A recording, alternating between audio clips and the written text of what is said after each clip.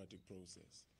And of course, there is the reality that deepening inequality, the worsening distribution of income in class terms, reproduces a sense of social instability that might even portend towards a social implosion.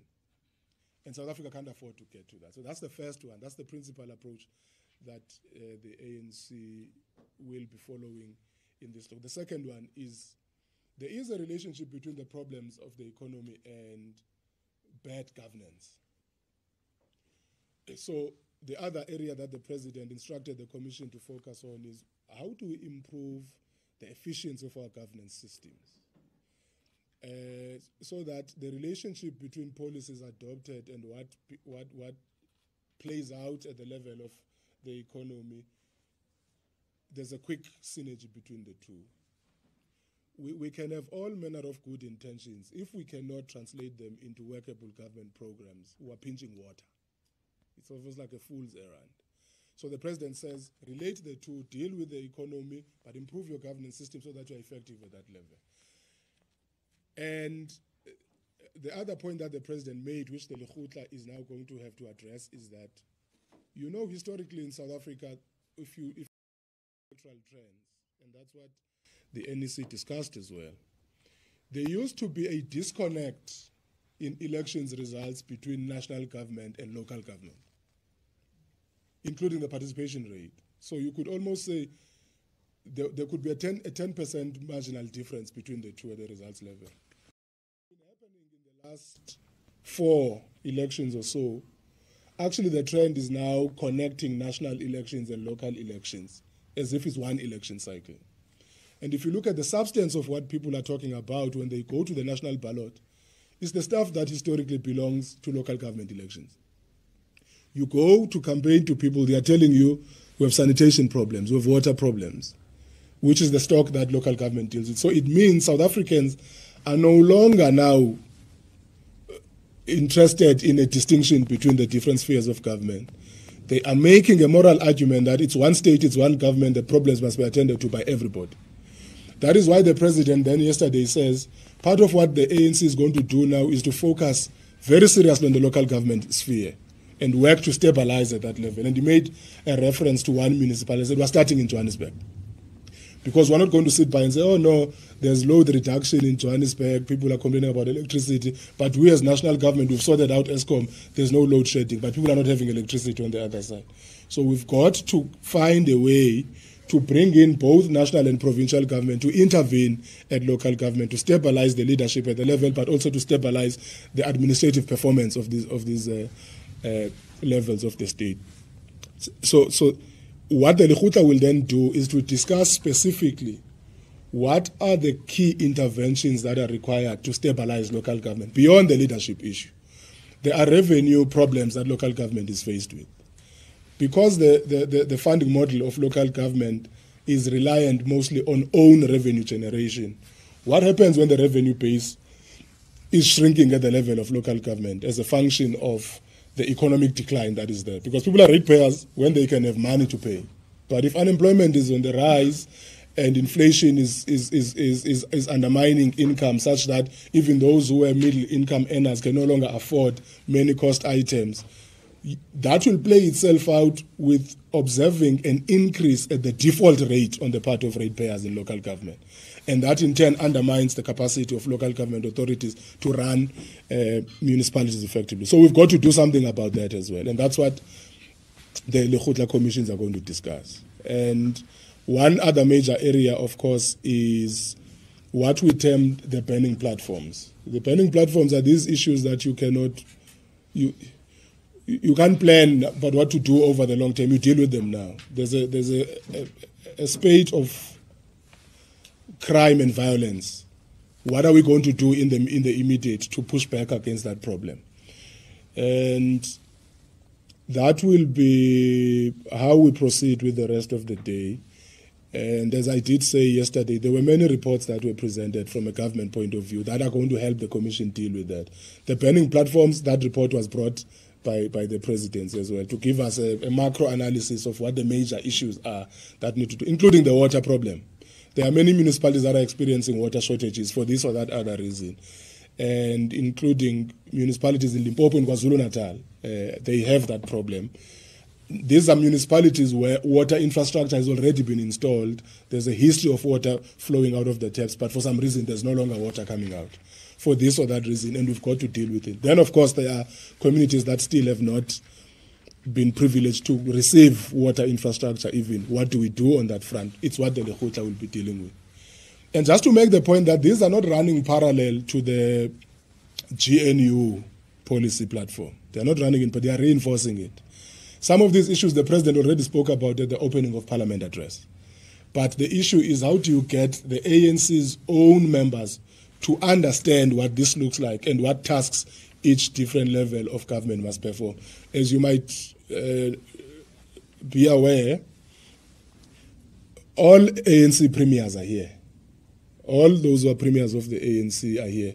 And those who are leaders of opposition where the ANC is not leading a province, they are here. All mayors of the 5 metros where the ANC is governing, they are here, including the leaders of opposition where the ANC is not leading in a metro.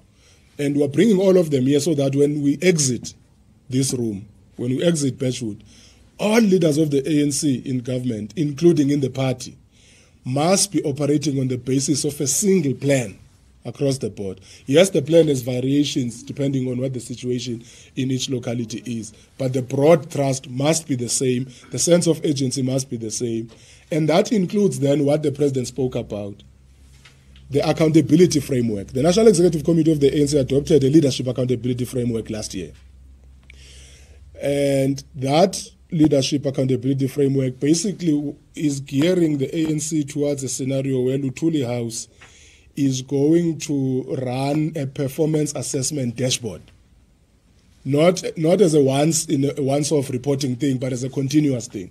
So if the Lekgotla says the tasks of the ANC is to improve water reticulation across the board, and this must be done over a 3-month period, you must be in a position to say, what are the tasks for the first 4 weeks?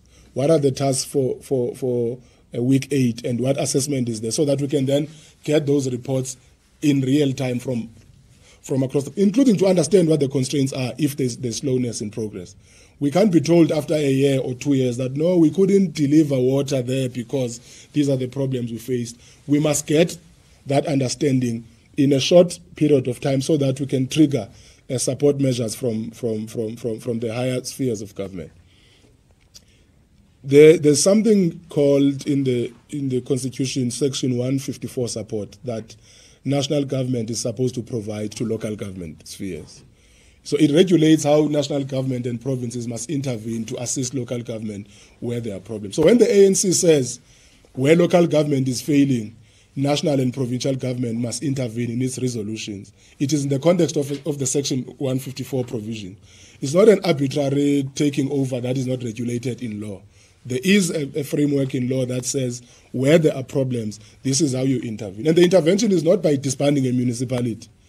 That's not the starting point. The starting point is to provide them with structural support that can help them improve performance, so that if they fail even at that level, then you can go to the Section 139 and so on and so forth, provisions where you can actually then consider taking tougher action against an underperforming municipality.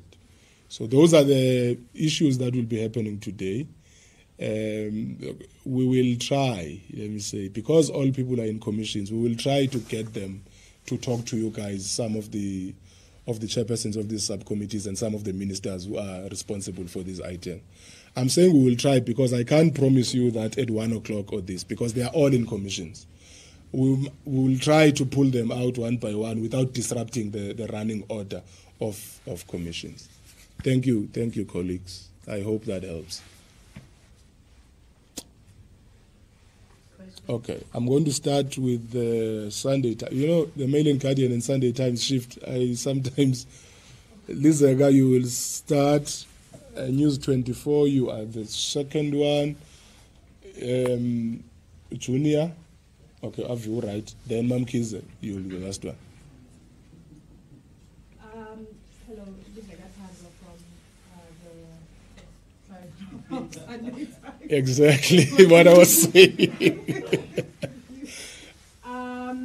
the trade connections between local and national government. One would think that this is something that you had identified a number of years ago, considering that I think as far back as 2016, Yes. This trend was easily identifiable. That in 2016, in actual fact, the situation with the ANC that was transpiring nationally had affected you in the local government elections. What is different now that you have identified from the 2016, 2019, 2021 elections? Why come now and say that you've identified this as if it's something new?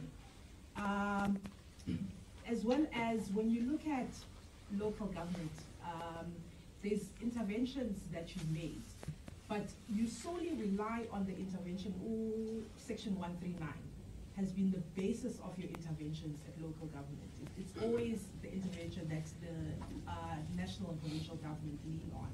And municipalities like Mangaung, for instance, and I think eThekwini to some degree there was that intervention. Is there other forms of intervention? Because if I remember correctly, in Thabo Mbeki's era, it was envisioned that national government would play and provincial government would play more of a key role in local government. Also, I spoke to Amos Masondo, who was the Metro Mayor in Johannesburg quite a few years ago.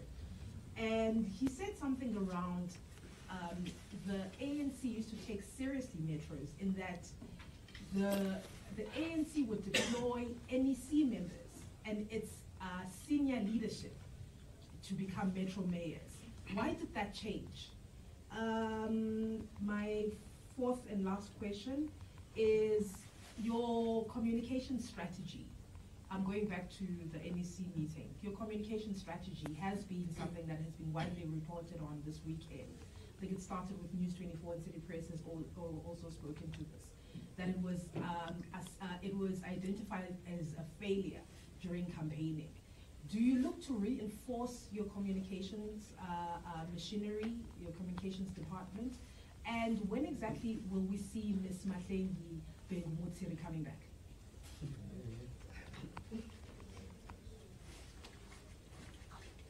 I'm from News 24. Mr. Godlimpi, you touched on bad governance, you touched on also running a platform to assess performance, but bad governance and also underperformance. And the state of municipalities, a lot of the dysfunctional municipalities are at that position because of people. People are there and they are allowing governance failure. Is this Lekgotla going to discuss consequence management? And this is besides from redeploying someone from eThekwini and putting them in the NCOP, will this gathering touch on what must really happen to the people who allow governance failures of municipalities? Thank you. Thank you. Junior Kumalo from Newsroom Africa. You speak about Luthuli House now basically monitoring the performance of its deployees. I think in 2021 we saw the secretary of the ANC, Mbalula, announcing that there will be a local government barometer that is going to do the same job basically. And he said that he was going to give an update on every month or 2 months.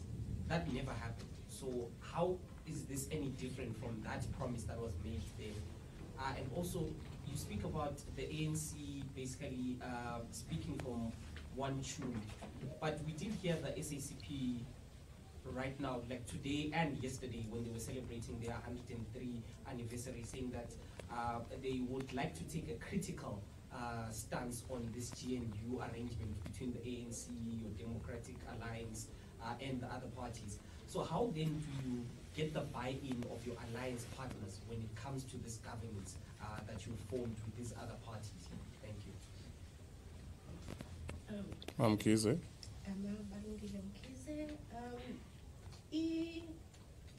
Unizodila kanjani mayelana no a successful project that you've done previously, which opposition, which is currently in the GNU, opposed to?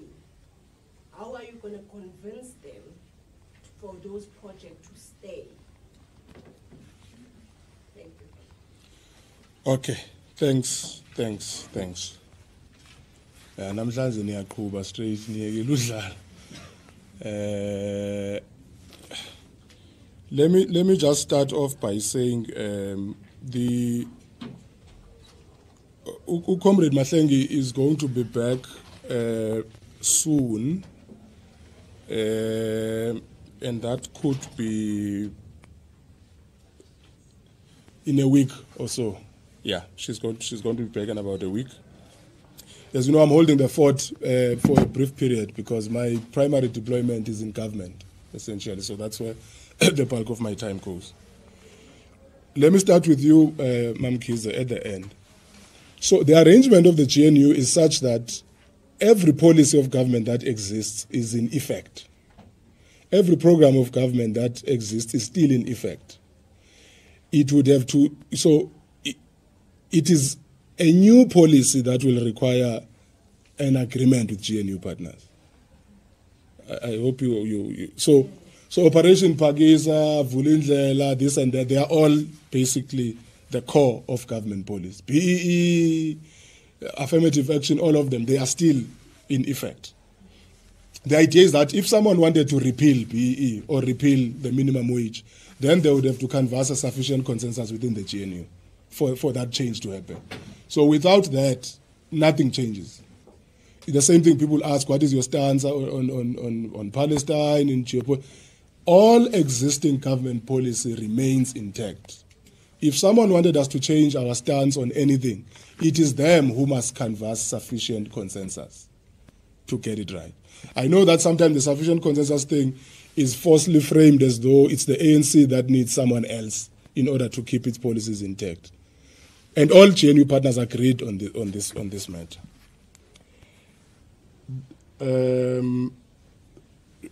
Lutuli House. Okay, the trends, Lizega.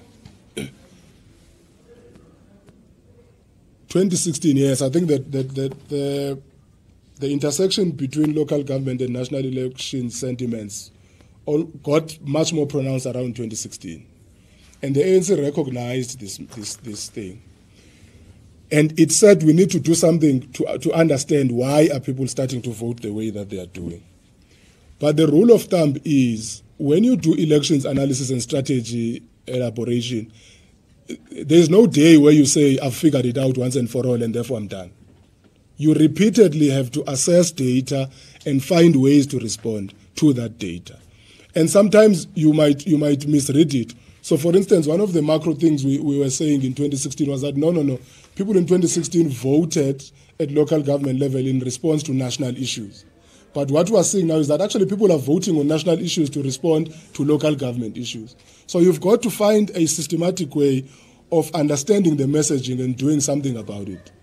On a continuous basis, not as a once-off thing. So when we move from here to 2029, for instance, or we will be relying on the experience of 2026 as well. How our voting pattern is going to play out in 2026. Yes, we say now that the 2024 election was fought on a local government platform. It doesn't mean by 2029 the tendency will still be the same. Because voters are dynamic. They react to the environment as it changes, and they emphasize certain areas of policy consternation. We could get to 2029 and the election, now it was around electricity because load shedding was a big national issue. But it could be about something else at that time. You could have sorted out the infrastructure problems, and the major issue could very well be about something as unpronounced now as, I know people, there's the NHI discussion that was at play, but it was not a major electoral issue for voters at least. But by 2029, it could be the main thing. It could have gotten to a point where every election you go to, the main issue is the NHI. So the explanation I'm giving is that you have to keep moving and saying, what does each election tell me? What does my own research tell me? And how do I best respond to this thing? On the elections barometer, it's exactly what I am saying, that the ANC has recognized that you've got to do something about dealing with the local government issue. And the Secretary General did propose and the NEC adopt a local government interventions task team as part of that barometer. So it's been there, but we didn't put out what work it does regularly. And it's led by Comrade Pakstau now. He's the leader of the local government intervention task team. And then there's also the coalitions task team that was set up to deal specifically with the local government issue. So Lizega, part of the reason the coalitions framework is driven from Luthuli House, remember it started just as a local government thing, it was not a national government thing. It was for Luthuli House to take seriously the issue of local government by paying attention to what happens there. So you've got the coalitions task team that oversees what happens at that level. You then have the local government task team that deals with local government interventions as well, as led by Comrade Parks. The stylistic issue of who gets deployed works in this way. It would be a false argument to suggest that in regions and provinces there are no senior cadres of the ANC who are worthy of being deployed in the metros. The ANC can't afford to have a policy that says only an ANC member can be a mayor, because it falsely suggests that there's no capacity overall at a local level. There are many senior cadres that the issue is about the quality of the person deployed. And this is what we're now trying to do, to say we cannot afford to have a scenario where regions and provinces decide who goes to govern metros. Luthuli House has got to have a view about that. And it has got to work together with provinces and regions to be sure that whoever we deploy there is really a capable cadre. And Johannesburg is going to be one. eThekwini has already happened. We have an NEC member now who's Comrade Cyril Xaba. But the advantage he has is that he's worked throughout the governance pipeline in KwaZulu-Natal. He's worked in local government. He's worked in provincial government. He was head of the secretariat of the Provincial Planning Commission in KwaZulu-Natal. So at that level, he understands the relationship between eThekwini and the entire KZN economy. As an NEC member, he was deployed as part of that stabilization. And anyone who goes to assess, there is already some visible progress that is playing out at that time. Of course, not to the dramatic effect that you want. So there will be instances where an NEC member is deployed. There will be instances where a regional or provincial leader is deployed. There's no one-size-fits-all approach. But at the strategic level of political management, Luthuli House is paying attention to local government directly.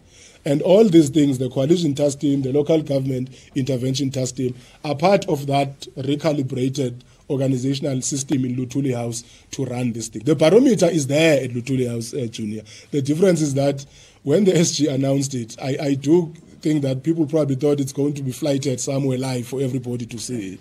It's there at Luthuli House. We get the information throughout.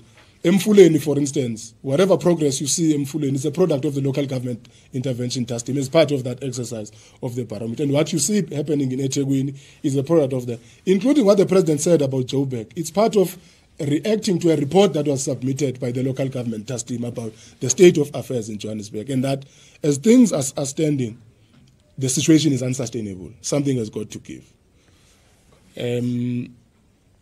Yes, commissions are there. I did say that we're going to commissions. I will join them after when I'm done here. So I've answered that one. The communication strategy cited as failure.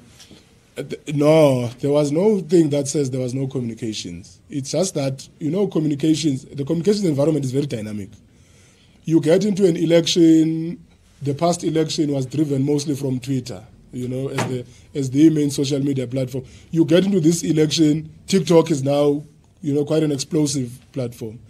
I was actually commenting to comrades at one point that, sometimes you underestimate the proliferation of a technological platform because you think it's an urban thing. You arrive in villages, everybody has TikTok.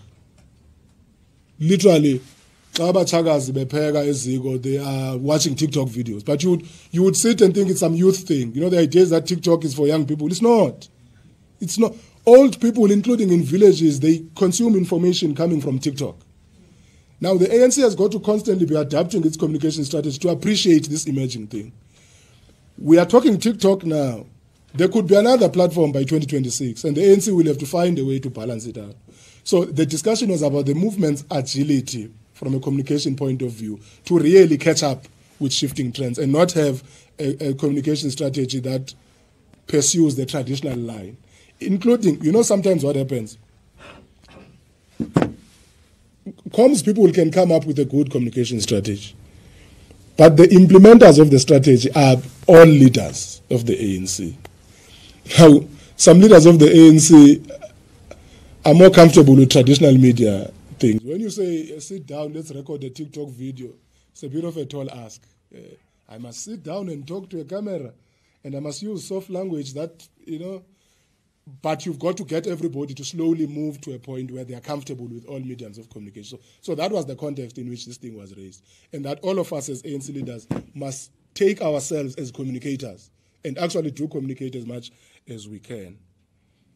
On the Alliance, Junior, part of the reason the Alliance spoke this morning was exactly to manage this thing. But we must always know that members of the Alliance are not subcommittees of the ANC, or they are not provinces of the ANC. The ANC can better give an instruction to its own structures and say, don't do this, do that. But we can't do it to COSATU and the SACP.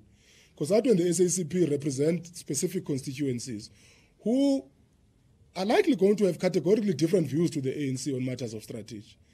We just have to constantly have conversations with them to manage our respective understandings of what is the best way forward. So there will be continuous conversations between the ANC leadership and the Alliance. There's an Alliance Political Council established for that. There are Alliance Secretariat meetings that will continue sitting. There will be instances where the Alliance comes in and tells. When the Alliance spoke here at plenary, they were quite militant about their views about some of these things. And that's what we want. We want people to sit in one room and say, we disagree with you on 1, 2, 3. This is our reading of the situation. We think these are the implications of the tactical move that you are making. We think the best course of action is this. But it doesn't mean when an alliance member says this is their view, the best way for the ANC to demonstrate that we are listening is to abandon the ANC's thinking and just take what the alliance partner is saying. We've got to try synthesize these views and find the most viable strategic way forward that we all can fall behind. I can promise you this. As time goes on, the alliance will be singing in one tune about the GNU. There's nothing untoward about what is happening. Eventually, we will find each other. We will have a common understanding. And for instance, it doesn't mean when COSATU decides to embark on a general strike, they will be doing something that they have not done before. It will not be an anti-GNU move. It will be because that's how the trade union movement bargains at the policy level. There are issues that they know they can get better when they are pulling their numbers onto the streets. And they've done it to the ANC before. Those of you who are older and those of us who were still in high school, you remember the 2007 general strike that went on for some 2 months. You see, there was no GNU then. It was a fully fledged ANC government in office. But COSATU was able to say, shut down work. We are bargaining. We need the ANC to listen to us in this. So militant discourses in the alliance are old. They are not new. And they will not stop now because there's something called the GNU. And the ANC cannot expect alliance partners to just roll over and say, because there's a GNU, we will not be vocal. But of course, we do believe that some manner of expression must be guarded and these things must be raised to the ANC in appropriate platforms so that we can all come out of the room understanding where we agree and where we disagree and then go on with life as normal. Bad governance, there's people behind bad governance. I think the president did address this matter yesterday, that one of the problems that the ANC has done is to recognize problems, talk about them, but not act. That's been a problem. And he said consequence management now is going to include putting someone's head on the block. And Comrade Makura and Comrade Fipi did explain the last time to answer the what's new, now what has changed. Look guys, what has changed is that the ANC lost its majority. You can no longer be lackluster when you've lost your majority. There are things that the ANC has known are a problem, but could have easily been complacent about how it responds to them. The ANC can no longer afford complacency now. It's a fact that we recognize. The electorate is showing us the door. But they are showing us the door in conversation with us. They are saying, no, we understand what you are about, but we think you are not taking it seriously. They say it to us. They say, no, we don't doubt your policy platform. We know it. In fact, some of them, you go, they tell you exactly what the ANC is about. This is what the ANC is about. But you guys are not acting on it. Act on these things or you are out. So in that sense, the urgency of the situation arises out of the objective reality that the ANC is losing elections. So we have no choice but to move with speed and do things better. That's what the president said yesterday. That's what Comrade Makura and Fipi said the other day. That's what the Secretary General said immediately after the GNU negotiations were concluded. And it's really what the Lekgotla is in agreement about as well. And we'll come out with resolutions that explain how those things are going.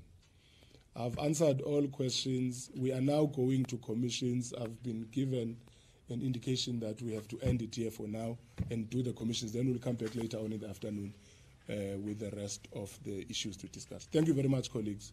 We appreciate your presence. We appreciate your indulgence. Please bear with us if we delay sometimes to come. It's because of trying to balance the work we're doing inside and the media work. Thank you very much.